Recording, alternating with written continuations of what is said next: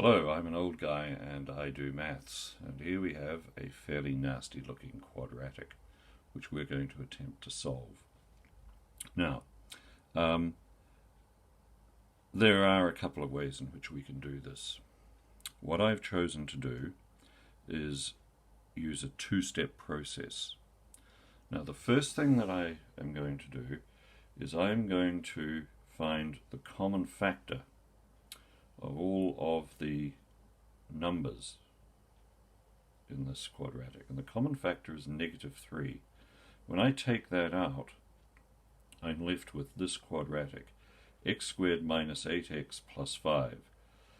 My problems are not over, however, because this does not factorize easily. I can't think of factors of 5. 5 is a prime number, so the factors are 1 and 5, that will add to -8 in any way whatsoever. So I then have two choices. Well, three choices I can give up. But that's not really a choice. Second choice is that I complete the square, which I could well do. There's no problem with that. What I've chosen to do today is I've chosen to use the quadratic formula, because I'm after a solution, and the quadratic formula takes me straight to a solution. There's when you use completing the square, getting to the solution is one extra step. So if you have a choice, generally speaking, I say that if you have a choice, you should rather use the quadratic formula, because it's fast, it's easy, and to tell you the truth, it's really just an algebraic version of completing the square, but let's not get into that. Okay, so what do? We've made our choice, and so now we have to work with it. Okay, so first things first. Here's my quadratic that I am going to be dealing with, and the first thing I do is take a look at the formula, see what I've got to do, see what I've got to find. So I've got to find this thing called B, I've got to find a thing called A and a thing called C. Now, A, B, and C are set out here. A is the coefficient of x squared. B is the coefficient of x. And C is the constant here if it exists. Now, if you're dealing with a quadratic where you don't have this, probably completing the, I suppose you could complete the square. You could, if you wanted to, you could use the quadratic formula. I've never tried. I must think about that. But normally what I would then go for is I'd go for another form of factorizing this. If it were just x squared minus 8x, I think that there's a much easier way of dealing with that. But we're dealing with a quadratic trinomial. A is 1, B is -8, C is 5. So let's put those into this formula.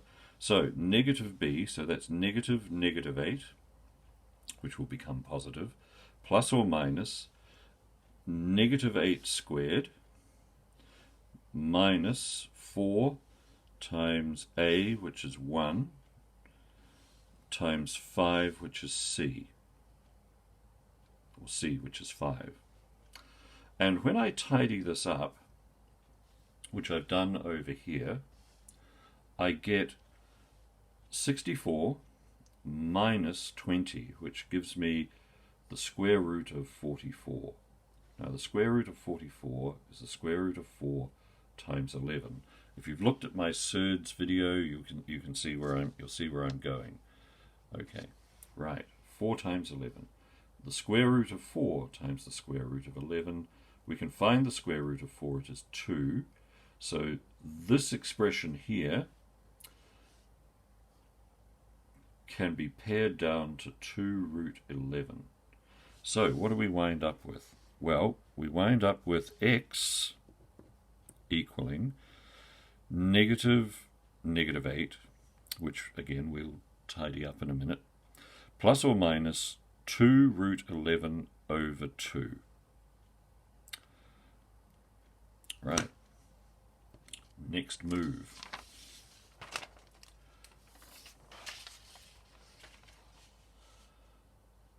So here we are with a tidied up version of what we just looked at. So the negative 8 has become 8, plus or minus 2 root 11, which you've seen before, all over 2. Now, this can be simplified to 4 plus or minus root 11. And how I do that is just by splitting this up into two fractions rather than one. 8 over 2 is 4. 2 divided by 2 is 1. So 2 root 11 divided by 2 is simply 1 root 11.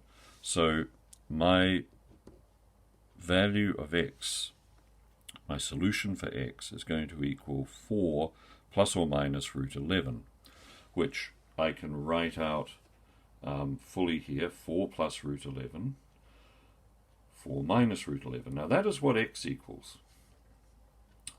That is the solution for this equation here. Now,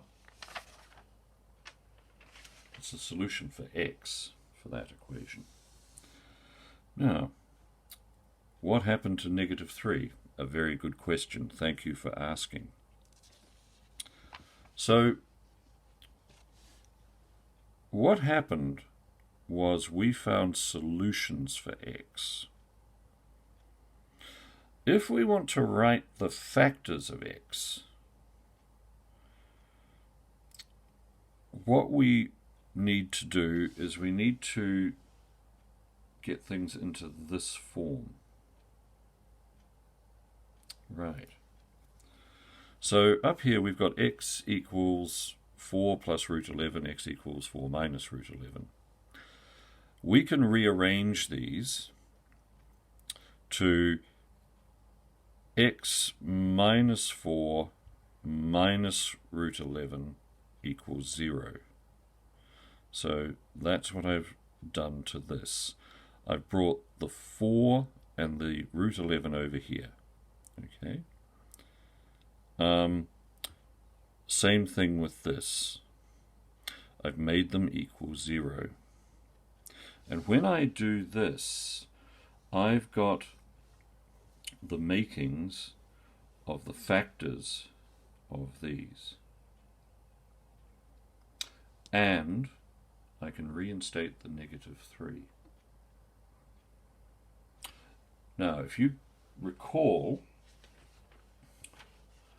we were setting out to solve this equation, meaning solve this equation for 0.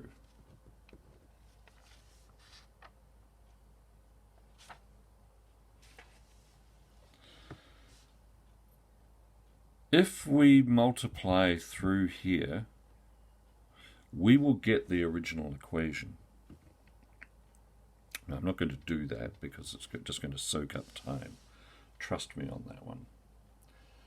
But when it's in this form,